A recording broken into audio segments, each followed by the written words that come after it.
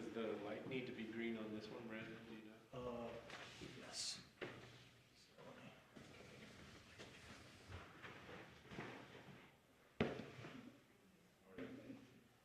Oh, you could have just told me to do that. Sorry, didn't think about it.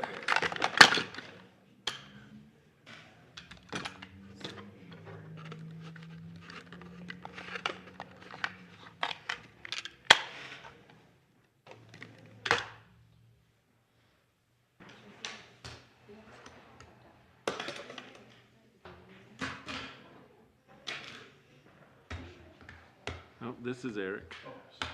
And that's Brent. Oh,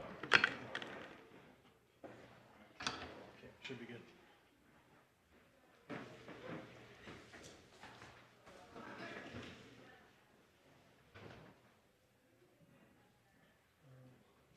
Landis and Emily are the back row pew people. oh no, every meeting. That's even more of a pew back there than. You have to get here early to get that back though. That's why they get here. Yeah, More of should be good. a cross between a pew and the couch, I would say. Yeah, okay. It's pretty cool. Okay, welcome everyone to the March 3rd COSAC meeting. We appreciate you're able to attend with us, especially Councilman Garrity. Thanks for coming. Thanks for being part of the team now, too.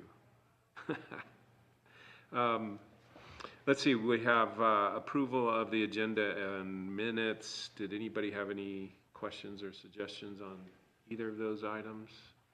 I know the minutes came a little late, but I was able to read through them. I didn't see anything. So if no changes, we don't have any changes to the agenda, right, Brandon? No, for the Okay. minutes. So without objection, then we'll approve the agenda and minutes from our February 3rd meeting. The agenda for today, of course. So item number 3 is consideration regarding a trails application for another 2-mile segment of the Bonneville Shoreline Trail between Hyde Park and Smithfield, North Logan and Smithfield, I should say. Do you want to give a presentation for the application, Brandon? What did you have in mind? I know we've sent out, Yeah. you were able to send out information to all the committee members, and then requested that we score ahead of the meeting if possible. And so hopefully everybody was able to do that. Did you have anything else in mind? If you'd like, I can read portions of the staff report or. Great. Yeah, if you just want to give an overview, I think that sounds fine. What about, That can be relatively short from Yeah. my perspective. It Yeah. doesn't need to be. unless folks need or have 'Cause more questions and stuff. It would be in public record anyway, right? Absolutely, Because all the it- detail. All the detail anyway, so we course. don't need to read it into public detail necessarily. Okay.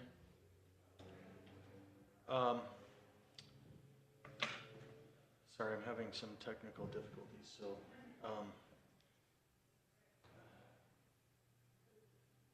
my computer's sort of frozen. I'm gonna go with what's on my screen and I'll see if it snaps, if I can adjust the page in a second. Okay. So there is surrounding landowner support for this trail application. This is our first trail application. It's located east of Smithfield City, mostly about 1/8 to 1/4 of a mile of it goes in Hyde Park. There are 2 segments that are in Hyde Park City. There's the southern end of the northern segment, and then there's a short portion that's maybe a mile or 2/3 of a mile to the south that's also in Hyde Park. They're in city limits, both of them? Both of those portions are in Hyde Park. They're about 1/8 mile segments each, but none of the portion that's east of Smithfield is within Smithfield city boundaries. Okay. So,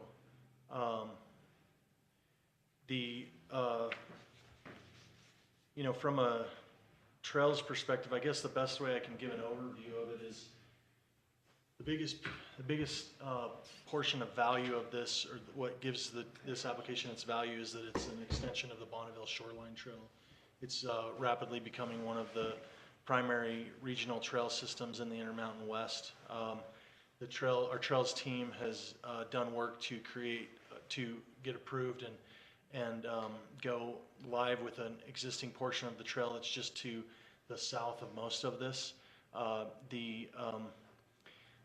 And that trail, I think, officially opened in December, is what I recall from conversation with Landis. And then all three of the cities have expressed some degree of support. They've contributed to the trail generally, and then with regards to funding for this phase specifically, that's come from the Division of Outdoor Recreation with the state. They've established a new grant that doesn't require a local funding match, and they've committed $570,000 for the construction of the trail.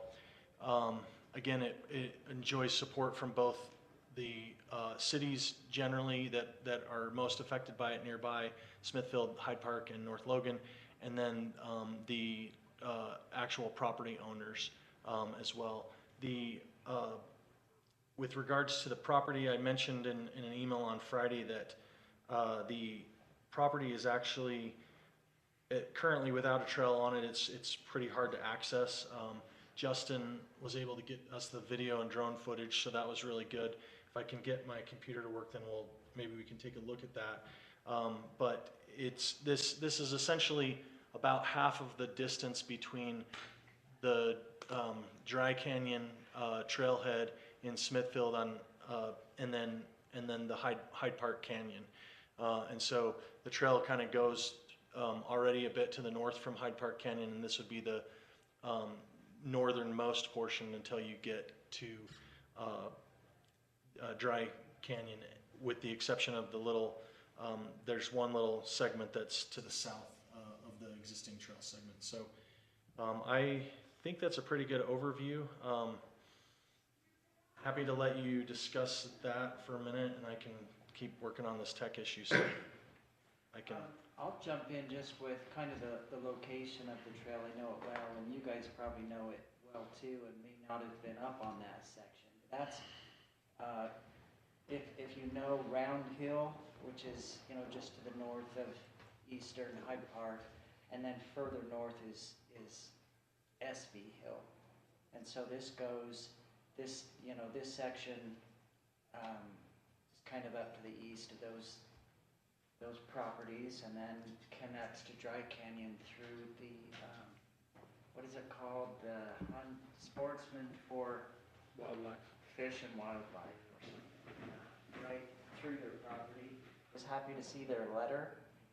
We should probably talk a little bit about seasonal closures, because that's something that some of the property owners are looking for. But I'm so happy with the work that the county trails team has done here, because for me personally, this is one of the reasons that I was excited to serve on the committee, specifically for trails. But this is a trail that gets nationwide attention.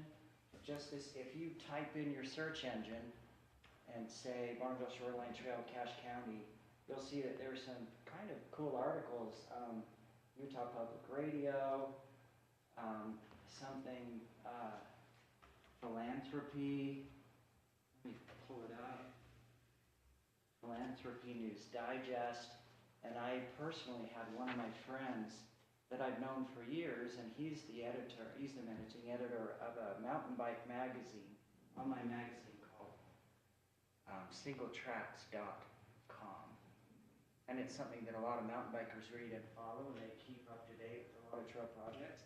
So he called me, he's like, dude, I'm hearing the news about this trail. Who do I talk to? And I said, talk to Landon. And I hope that you connected with him. I think he said that you did. And I think he's planning an article that, trail users, specifically mountain bikers, will see. It's a nationwide publication, and people all over the world will see it. The Bonneville Shoreline Trail was something that was first talked about decades ago and finally started being a thing in the 90s. And the plan is, right now, to connect it from about Nephi up to the Idaho border. And I don't know how many sections of it that you've used, hiked, biked, whatever. I've biked as many as I can, especially in the Salt Lake, on the Salt Lake benches, the Ogden benches, the Willard benches, and much of this trail is kind of a primitive single track, which is more fun for mountain bikers than kind of a 10-foot wide paved section. But the entire trail network has value for all of the reasons, and to me it scored very highly. The question that Eric brought up about, is there municipality-backed funding donations? And the state outdoor rec department, while not a municipality, they're backing it.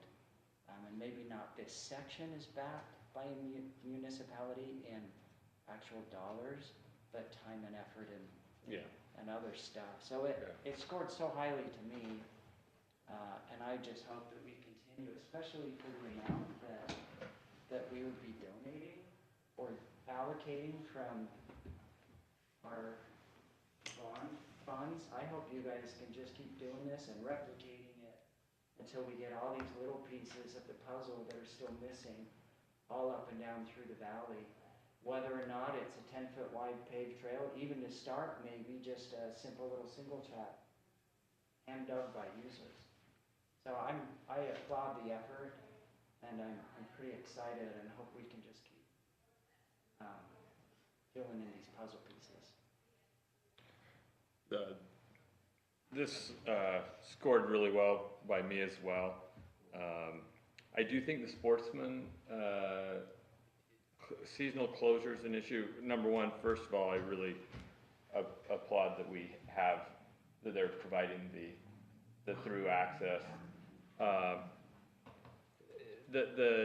And I would never, this is just one of those things that have to be juggled. We have a closure from Providence to Millville right now. So there's a precedent. Yeah, with the DNR. And what happens is this is the earliest trails you can get on. This the shoreline trails. So we do utilize it all winter long. If you go up into this is what people are on all over. It will be what it will be, and I respect it. That they bought that land with that purpose, and I respect that. It'll be a little bit unfortunate you have a little bit of closure there, because I think it would get used all season, but also respect that. The municipality question on whether municipalities were contributing is almost more for just understanding what to expect of others in the future. What precedent we set, and I think if we have a really good reason why we would expect it of somebody else and not necessarily on this project, I just wanted it more for the discussion point of that. You look at, we're putting in 27,000. The state is putting a substantial investment in this. That bodes extremely well. Sure. Yeah, and it's shovel ready. The way I look at it is, this is the county's contribution to the project, in the form of an easement, funding an easement. And the construction of the trails is going to be funded by others, whether that's municipalities or the state or a combination of those. State in this case, right? Right. Well, specifically the state on this segment, but the entire BST between North Logan and Smithfield will see a variety of funding sources, I suspect, to be completed. And so that's in my mind, that's their contribution, right? And which makes our contribution just almost minuscule. Minuscule relative. I think the other thing that I would add to the previous comments and just say, I scored it really well too. I know, Claire, you had some great comments. I thought, just looking at, I think the segment that's in the application, in front of us. And for me, I felt more comfortable, I think, just looking at the entire segment, you know, the larger segment, and that this being a phase of that overall. So on some of those categories that you may have scored lower, I looked at differently and probably ended up scoring, you know, higher. Well, I scored like 8 out of 10, so it wasn't that low. Which is fair, you know, I think it's fair to have that context. 15 on some of the others, so. Yeah, Well, and when we look at connectivity, I always look at what it gets people to, and I mean, the connectivity on the master plan of this going to Green Canyon and Birch, and like, I mean, connectivity is like hundreds, not hundreds, well, if you go up, if you go up one of these canyons, if you make it to Smithfield Canyon, once you get on top, yeah, you've got hundreds of miles of access, and I've gone from Bear Lake to Logan on trail systems, so it's possible. I live right on the trail, right? My house is literally, the trail comes up behind the USU Water Lab, and that's my chicken coop where you have to take a hard right. And so from Do my you sell house- eggs? My chickens all got burned out. Oh. Don't tell anybody that. No, don't tell me why. She already knows, but she's trying to block it. So I can ride from my house to Logan Canyon, obviously up Logan Canyon, and access all of those trails. I can ride to Green Canyon. I can ride to the various smaller dry canyons. And now, once we connect the segment, there's a missing segment that they're gonna work on in between North Logan City and Hyde Park. Then that segment will be completed, and then Hyde Park, Smithfield Drive, Birch Creek, Smithfield Canyon, and eventually onward to the border, we hope. Southward, I can ride because we're still, it starts to be more glaring where there's a missing puzzle piece, right? Because all these puzzle pieces are falling into place, and right now there's a missing puzzle piece. Private land, and the landowner doesn't want to offer an easement between Dry Canyon and Logan Dry Canyon. And that's why the trail comes up past my house. I'm not on the shoreline That's not side of the official at mountain. all, yeah. It's not really official, but the mayor, you know, and that's what they're kind of accepting it It's for a now. temporary It's solution. a temporary connection of the Bonneville Shoreline Trail until something else happens. I was business partners we started 3 businesses together, and we started Cache Trails Alliance together in 2017. This individual passed away last summer when we were on a mountain biking trip in Whistler, Canada. He left behind a wife and 6 kids, and then his wife passed away. Holy But cow. one of the great things that we can still do to honor him, and I want to talk to Landis about this, and you've probably heard some of it, that he owns 300 acres up above river between Logan Dry Canyon and Providence Canyons that actually connect to the Bonneville Shoreline Trail. And now that all of those properties, the house properties back up behind what we consider the Shoreline Trail, which is the Deer Fence Trail, that's actually on private property on both sides. And he, before he passed away, said, let's build a trail over there. So maybe we can work with the county and make kind of an official Bonneville Shoreline Trail. And that segment we'd like to name the Paul Gibbons Memorial Bonneville Shoreline Trail segment. And he's honored because, you know, he's a great guy and did a lot. But from there south, we have a trail. We have a trail from Dry Canyon to Providence Canyon, all the way to Blacksmith Fork. And there's a new section right at the end of that kind of switchbacks down to a trailhead. And from there south, and the work will begin again and probably continues, Landis. And they want to put that trail, if you refer to that map, all the way around the east side of the Wellsvilles at the bottom and go around to the west side of Wellsvilles and connect back into the Willard trails. But Brigham City's interested and has proposed trail maps. And so these little connectors are big wins for this ginormous trail project that is unique to the western region. Other thoughts, comments? Learning. I'd glad to see you call it the deer fence, cause that's what we do it as. We'd pop in by Bob Bell's house and drive down into Providence, and those four-wheelers and mountain bikes would not kill ourselves on it, because there's a lot of gravel, but Yeah, that was and in the early nineties.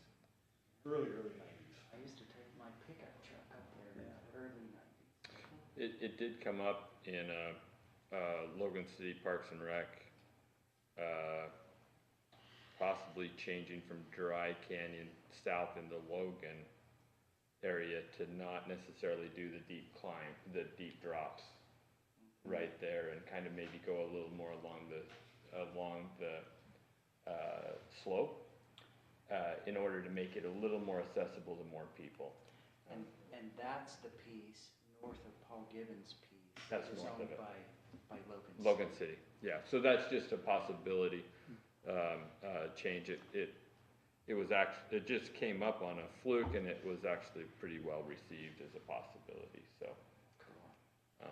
I'd like to really entertain whatever trail surface the BST wants to adopt for that region to continue it south on the.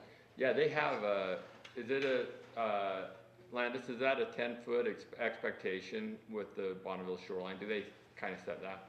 Yeah, in the, what were they called? Uh-huh.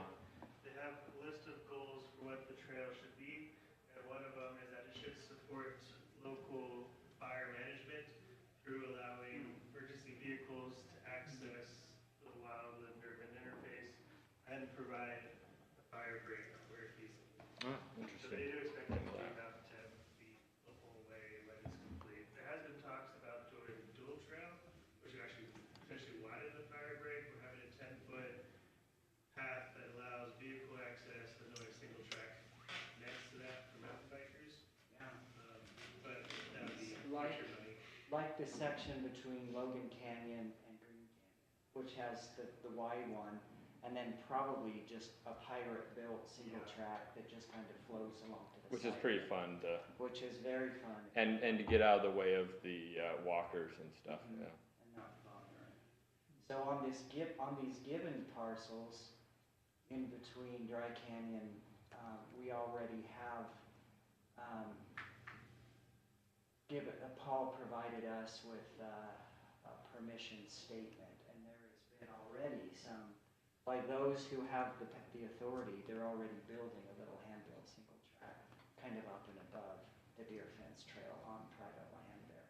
And we'd like to continue that all the way along that whole section, so we have both.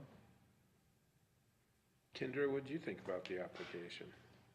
I, like everyone else so far, have scored it fairly well. I think finding funding for these little pieces like this can prove to be difficult, so if we can support that, I think that's pretty much the intention of what this money was to be for.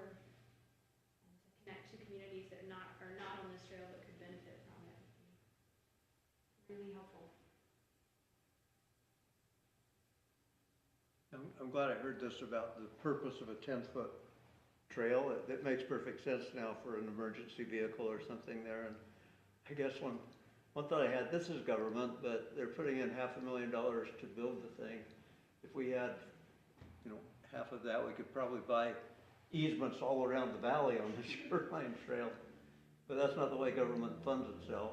And I think that $27,000 is probably the best money we've spent here for what we're getting. Yeah. Assuming It's that it's a pretty good, fair market value, and they'll watch that. well, and the other thing with that is I looked at, that money, the build money coming into the valley, it's probably recovering the 27,000 to the county pretty quick in terms of Oh, taxes and stuff. taxes and everything. It is, yeah. Yeah, it'd be nice to spread that out a little Yeah, farther than yeah. 2 miles if we Sure. could. Yeah. That's not the way it works. And, but, no, we live close to the Deer Fence Trail, and that's my favorite place to go if I have the gumption to get up there and do it. Yeah, and if you're ever in between Green Canyon and Logan, of course, that's the segment that's been open for the longest, that's kind of a wider Yeah. segment with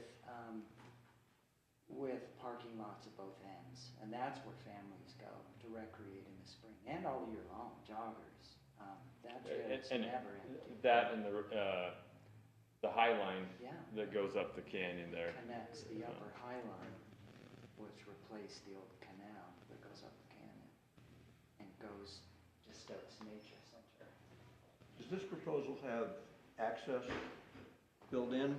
Should that be part of it? Landis, Not necessarily a formal trailhead, but just a right of way down to some public road somewhere, once in a while, so people don't have to drive 3 miles to get on the 2-mile trail. Yeah, part of the engineering we got, and it is included in the cost for this. We don't have finalized designs by any means, but anywhere where there is a road crossing, so there already is a couple of trailheads built in Hyde Park Canyon. We'll probably put one up around Bogus Hollow, and then once we get to Dry Canyon, Smithfield, that'll be the next road we cross heading north, and so there's plans to put a small trailhead there, and then at Birch Canyon, and then Smithfield Canyon. that's in the budget. Yeah. That would add a lot to the cost. You were saying the 500,000. Yeah. Trailheads are a little, having parking and grading all that out. I was just thinking access from the Yeah. county's point of view. Yeah.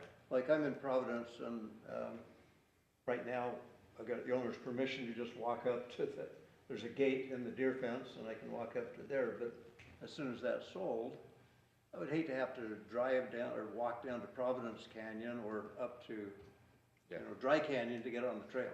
That's an empty section of access from Dry to Providence. Yeah. I know Providence is securing some land up there. They'd like to do another, to build 2 additional trailheads in between those canyons to help those neighborhoods have their own Yeah. access. It is a goal of the BST to have access points every couple miles, so you don't have to drive Yeah. out of your way to get on the trail behind your house. And Brandon sent out the feasibility study, which showed future trailhead locations, including along this segment, so all that information was in there. Yes, and actually, so I have an average score that I'm pulling up, if you'd like to know that, for the trail. Yeah, I think, So, sorry, I don't know. was everybody able to score it? I have 6 responses, so, Okay. 88.7 is what it's pulling up. Out of, I believe it's out of 100. There's one, An average. it's either 95, out of 95 or 100. I believe it was supposed to be out of 100, but something's not adding up in the math, but it is pulling up. The total score is 88.7 that it's getting. You're not able to throw it up on the screen? It's technically connected, it just seems to be shorting out or something, It does. so. Weird. Okay.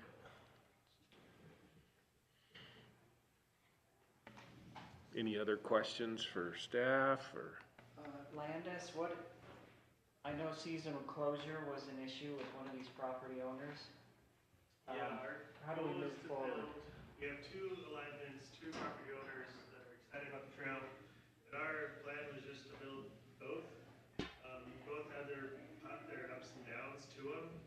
So provided that option based on closures or other uses on those properties, that would allow, hopefully, then you have coverage all year round, or at least one of those 2 options would be a good option.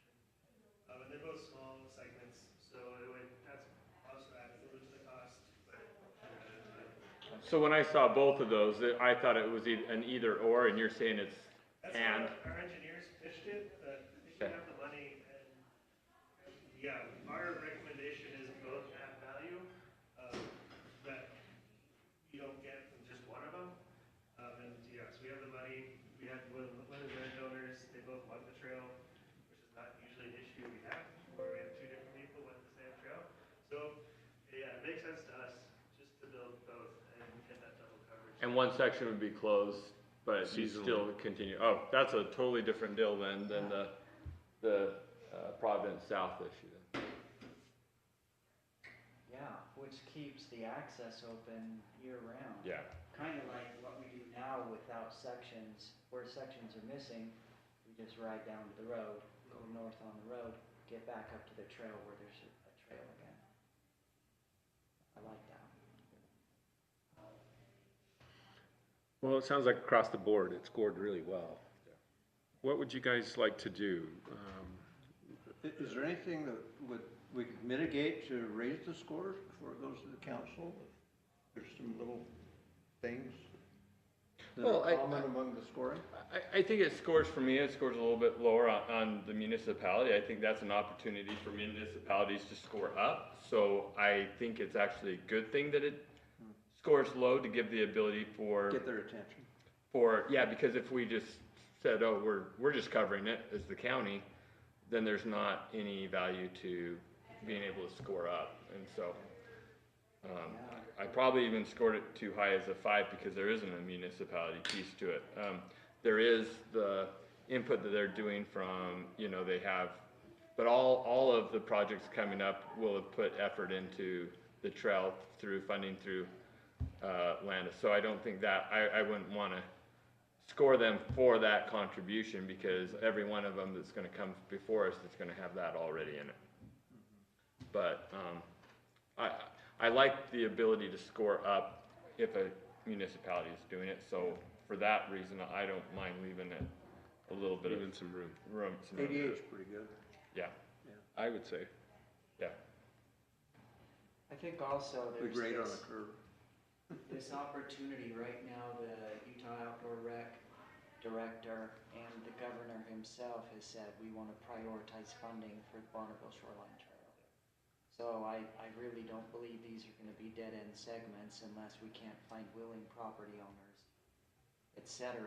There's a timeliness that needs to be capitalized on, and I think that's what's happening. And this connects to that Hyde Park piece already, right? I mean, so there's a Yeah, it'll be a 4-mile contiguous segment, and then we're well in the works of getting it tied into the stuff North Logan's working on, and it down to Green Canyon. So I can't make any commitments, but I guess in the next year or so, it'll probably go all the way from Logan Canyon to Smithfield. big deal. That is a very big deal. Yeah, which is 10 miles, right? Yes. Yeah, at least. And we're about halfway right now. Or maybe Green Canyon, just Smithfield Canyon Green is 10 Canyon, miles. Smithfield's 10 That's miles. right, so 12 True. miles overall. Yeah, at the end of this year, we should have 5 of those complete. Including this piece would put us halfway, and then we'd have 5 more miles to get, and be, got a good plan to go after that. Excellent. Any other questions, comments? Does the committee feel comfortable taking action today on this? I move that we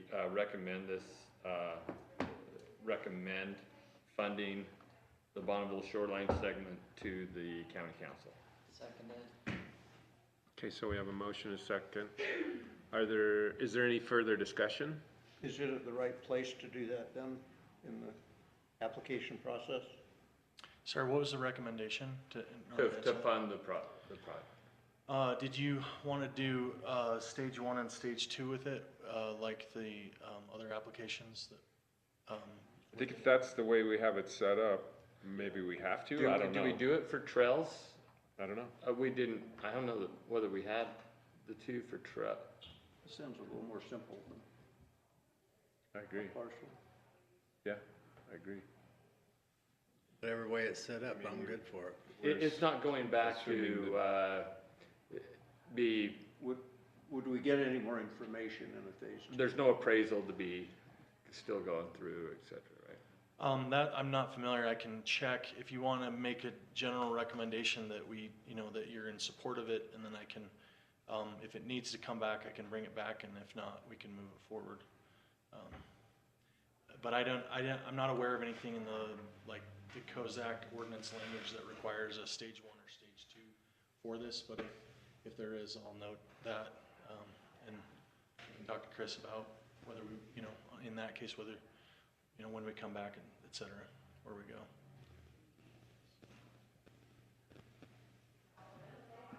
Kind of had the informal appraisal already, right, from the engineer? Yeah. I don't know that phase two would serve a purpose here.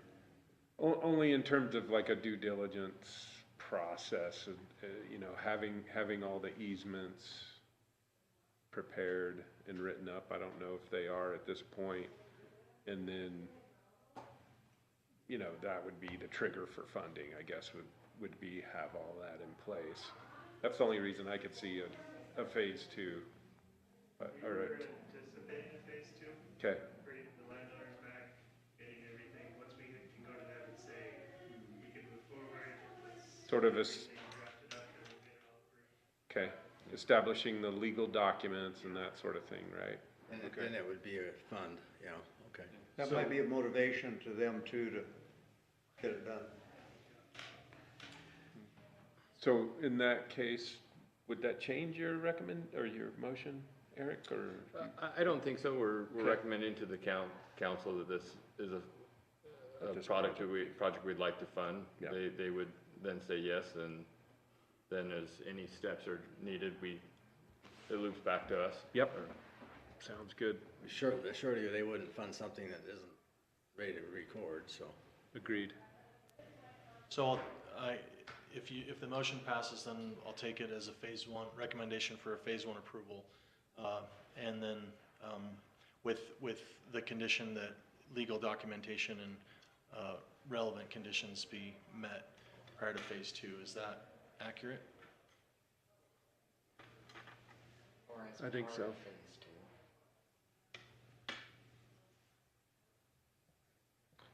I don't know. I'd hate to just slow something up where at some point they can't get people to sign stuff because we have to do something.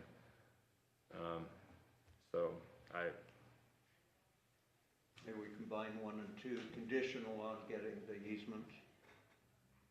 And just do it one time. Yeah, I mean, we're not really involved in the easements, right? We're involved in saying that this is a fundable project. Yeah. And that we recommend. Well, let's leave it as it is. It's a recommend for approval, if I got it correctly. Yeah, I recommend for approval. Yeah. Yeah, I think if we leave it that, without the more details than that, then they can take it where they need to take it. Okay, any other Okay with that? questions or discussion? Okay, all those in favor say aye. Aye. Any opposed? Abstentions or otherwise? Okay, it's unanimous. All right, yeah, congratulations on the first project. Sorry, ahead. it just hit me. Is the 27,000 the magical number already? It's an estimate. I suppose it's subject to change based on, you know, the final agreements with I mean, at this point, it's a memorandum of understanding, right? With the landowners. I've seen the plan and everything, and so the agreement was we at the county would come to you and see if you would be interested in funding it, and they would, commit to good faith negotiations. Well, it's not in the motion, I was just curious as how forced the The 27. dollar amount. Yeah. Yeah, fair enough. Yeah, so actually, how would you like me to address that in the resolution? I think we're recommending for approval based on the application. The application says 27,000. I think part of the purpose of round 2, I would Yeah. submit is to kind of finalize all of that and get the Yeah. numbers right and have final numbers maybe. And the reason it's as low as it is, from my understanding, is it's steep stuff. Yeah, most of it's up on the hillside where you wouldn't, it's just not developable. And then one point of note, we do have Scott Perks from North Logan City, Community Development Director, stop by. Obviously, they're impacted by the trail and have written us a letter of support to the county that was emailed to Appreciate you. it. So, It was a nice letter. Yeah, just so you guys know, that letter was signed by our city administrator, but our mayor, Mayor Peterson, also supports this project and spoke with her earlier today and wanted to convey appreciate your guys' work, and we're super excited. Even though this phase doesn't touch North Logan, we see the future coming our way, so. Awesome. Working collaboratively with everybody to get to this point, so we're excited to use, small amounts of local funding to extrapolate that into large amounts of state funding. It's great collaboration, so we're really excited. And you're Great. liking where things are going with the Green Canyon North at this point?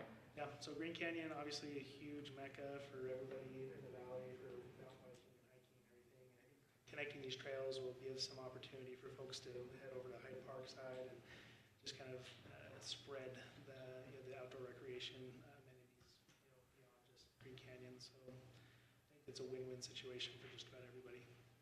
And make Green Indeed. Canyon even busier. Potentially, yeah. I have seen proposed, trail alignments with a north side and a south side. Making a loop. That would be super cool someday. It's a great canyon. Appreciate you coming to our meeting, No, spending your appreciate time. you guys having us. You guys, your time is valuable, so thanks for taking the time to consider. So after much trial and error, we have a working display up here, so we can, if you want to review the scores or look at those photos, those are available to do. Now, apparently it was the physical adapter was wonky, so.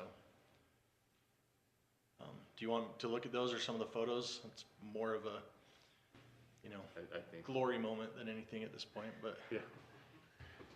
I think we're good, All right. unless anybody has any specific questions or concerns. Okay, well, let's move on then. Tell us about item number 4, comments from the interim regarding letters to property owners. Thank you, Scott. Angie's gonna come address us on that. Yeah, I'm just going to give you a brief update. Angie Zetterquist, Interim Director of Development Services. We did run by the concept of the letter, the kind of targeted letter, through our county attorney's office. He looked at it in relation to the COSAC bylaws and didn't feel like it met, it conflicted with any ex parte type of concerns, as it's not part of an application or anything that's in front of you right now for review and approval.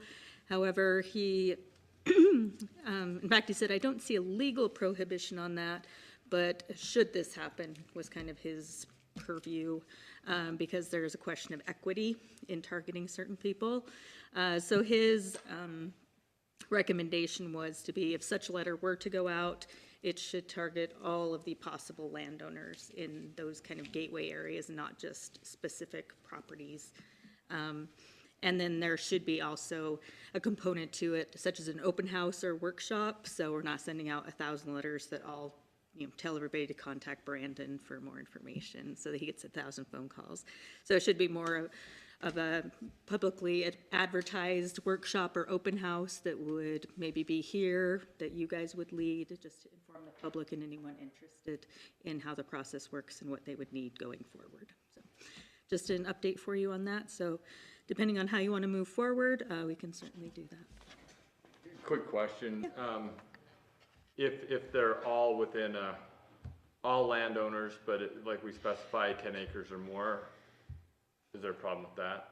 I think he said any landowner, no matter what size, just for equity's sake, would have to be within those identified gateway areas or special areas that you've identified where you'd want to see open space. But I think it wouldn't, based on his kind of equity statement, I think it would apply to anybody within that boundary, and not just this one or this one or this one or this one. So. Yeah, I can see that perspective. Where we might have dropped out small lots or something like that, thinking, knowing that they wouldn't necessarily score well unless they were, right next to the highway or something. Yeah. So, well, and next to the highway would be an area that's defined if you did all of them. Yeah. And I think I included everyone next to the highway. Okay. So if you look No, I at think- that section. Right. I think if we're able to take a map and do a circle and say everybody in there will, or something close to that, even if it's a Then polygon, right? Then- Yeah. There was 2 reasons that we didn't do that. One is how many people might contact Brandon. And 2, the cost of the mailer came up is which budget was this coming out of? Yeah. So that was the thing that, it would have been easier just to draw the polygon and say, here's the list. Yeah, Those were the reasons that we Yeah. refined it down. sure, makes sense. And again, it could pivot to more of just a kind of public noticing or getting some airtime, nonprofit airtime off the radio to, blast that type of. Yeah, invite to As an open opposed space. to direct mailings, is what you're saying. Yeah, I think we've hit those sources, I mean, on the radio and that, and it was a little more to make sure Yeah. people that don't listen to those things, that don't see that, have that. Some of the landowners aren't in the valley too. That's true. But yeah, he was not in favor of that kind of more targeted, calling out certain property owners. But so, wanted to give you that update. I know we haven't gotten too far on that, just that ChatGPT draft that was kind of formulated, but going forward, we'll just keep those parameters in mind. Keegan, Have you Councilman, seen this? are you aware of our thoughts there? Are you aware of our thoughts there? We haven't received gateway applications in this, as you come into the valley, which was one of the big reasons for passing it. That's what, the imagery that we used in the, and so the thought was, is can we put out a letter that says, you're in this, because those areas are filling up very, very, very fast.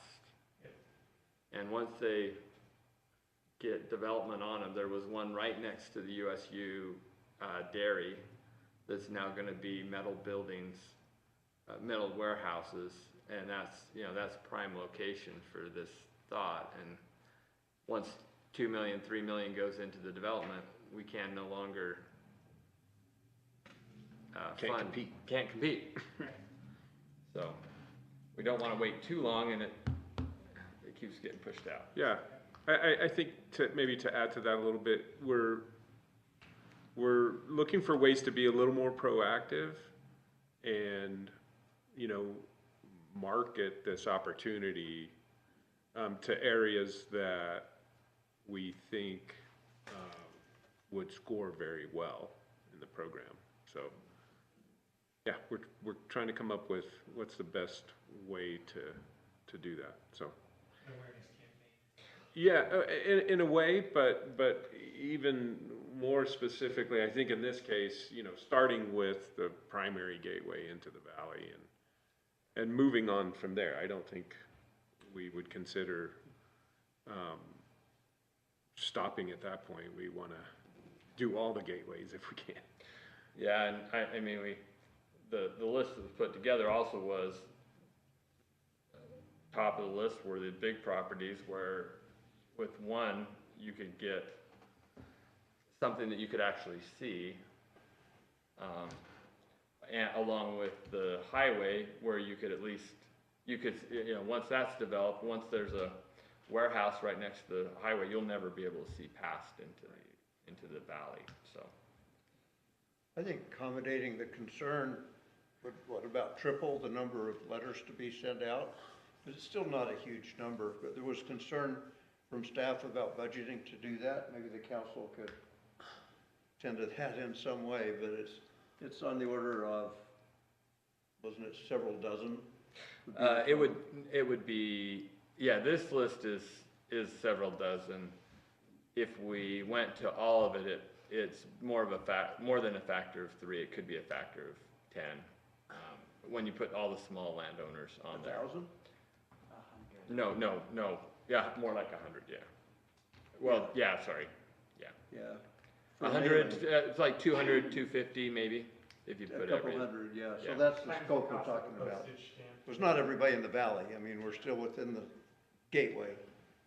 I think too, this is an item we've just recently started working on, the last few months of last year, and obviously there's a transition from Councilwoman Buse to yourself, and I think she's hopefully talked to you a little bit about this, but ultimately what we had discussed in previous meetings was that we would come up with this letter and, you know, ask for the council's permission to sort of proceed with that. And so it's gonna come with some dollars associated with it, you know, administrative costs and that sort of thing. But I think it'll come to you, and so any input you can give us, whether it's today or following up outside of meetings or at our next meeting, you know, in this regard, let us know what we can do to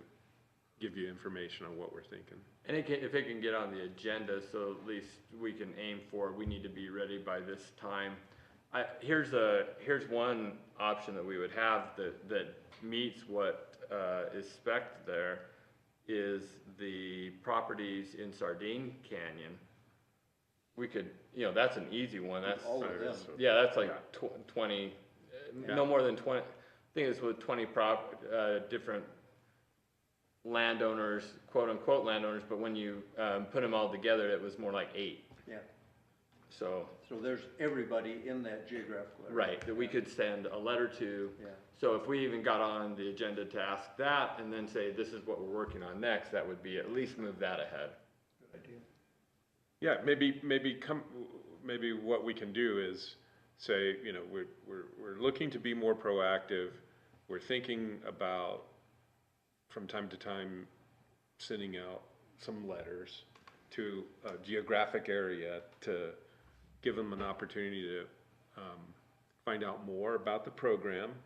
I do like the idea of, you know, a workshop, something to that effect, some kind of interaction that we can Yeah. provide where we can just share information, have people come for any time within an hour or two or something like that. Well, and even with the Sardine Canyon property, the Wellsville Canyon properties, we could say, come to our next meeting, we could allocate a half hour, 20 minutes to answering their questions and talking with them, for example. And that way we don't have to necessarily have A separate Yeah. kind of event. Something I could probably bring up in my report at the end of the council meeting, say that there's interest from COSAC in giving a brief presentation on what you just talked about. Great. I think also one of the questions that came up in the last council meeting, Don Landis gave his presentation, was the master trails plan, and the question was asked, do property owners always know that their property is included in the master plan? Answer is sometimes. And Right. so I think that would be relevant to this too. If the master plan does include some of those properties, to make sure those property owners know about it and know that their property is included in the master plan, but they have access to funds potentially Yeah. if they want to allow it. I think that would connect some dots. Okay. That's a great point. that would almost be a project just like this, but separate. But I think the ideal would be is that we target a master plan segment that would be high on the list and say, let's send it to this list. Because that helps the property owner, I think, understand, oh, there's money available, and I guess I could claim it, but I'm not really sure what counts or how much I can get. And I think if you're helped along by saying, this is an idea that the county has, and if you were to support this, I think that makes it easier for them to understand how they can access that. So I can tell you there may be some resistance from some of the council on, what's the best way to word this, on spending money to let people know that free money is available, just on principle. Sure. So that would be a potential Yeah. objection to Yeah. overcome. Absolutely. So, And yeah, and I think as you may know, or certainly will come to know, every project generally contains a landowner donation as part of it, and so we do it's not very extract. free in the end. It's not. It's They have not. some skin in the game. They do. Everyone has skin in the game, and that's the point. So, Yeah. thank you. Aren't we talking about a few $100s for postage and stationery? For Sardine Canyon, a few $dozen? Yeah. Yeah. Would it be better to do postcards, cause like when I send out notes for education events, do postcards Just keep it nice and short. This is when it is, please come, Yeah. rather than an envelope and letter. Yeah, the only thing is, I think everything in that was written was pretty important in that, like it explained, Yep. that explanation was pretty valuable so that people kind of know what they're getting in. Understand the conservation easement, but, Maybe a Those are all- private donor all should good. just do it. what's that? Maybe a private donor should just do Yeah, it yeah, as a public service. that's what I'm, well, yeah, but, okay, could a public, person just do this though? Free country. The council has to appropriate the funds still. Yeah, and I think there is some budget in either planning and zoning, which includes countywide planning, to do a mail out like that. I like your idea of the postcard, so maybe it can just be kind of simplified with basic information and a QR code that links to additional information that they need to know. That it might catch their attention more than having to open an envelope and, read paragraphs, so. If this works at all, if we get any response, we'll probably want to do it more, so it could add up. Yeah, but I think the postage rate for postcards is slightly less than a letter, so, yeah, You can both put a URL code in here, go for more information, then go to your letter. right, exactly. So, but yeah, I think if we propose the idea to county council and get their buy-off, then we can move forward with that. Thank you, Angie. Any other questions, comments for staff on that item? Okay, should we, Can I get Yes. excused? I need to run. absolutely, Claire. Yeah, Thank you all. thank you. So our last item on the agenda is project updates. We don't have anything for you on that. Okay. Unless Angie's gonna tell me I'm wrong. No, I was just going to read our, we put it on the agenda in case there was something that came up, because we thought Okay. there might be, but nope, not today, so. Okay. Anything else? I'm just curious as to, Furman's gone forward, how are we doing on the other projects? Nothing, I've checked with the finance office, I haven't heard of anything that's been funded yet. I think there are conditions of approval that they're still working to meet, is my understanding. Is there any freeze in NRCS money? I- Yep. So we could see these projects we funded not go through.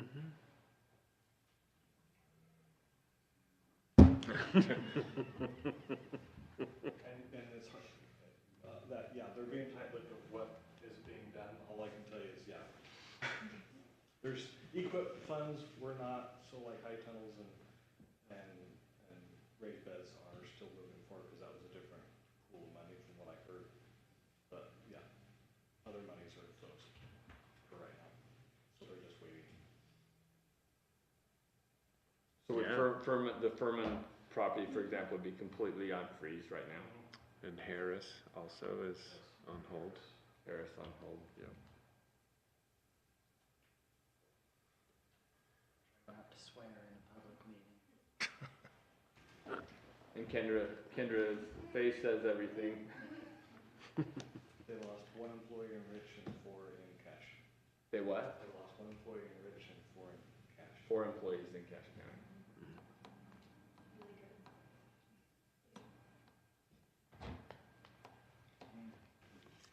Okay, anything else? All right. Well then, without objection, we'll stand adjourned. So thank you for being here, everyone.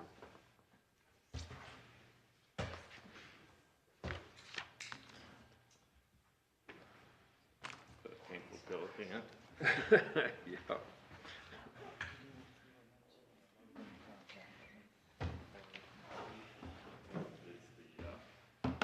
Good with all this stuff. Do you want me to turn off the video?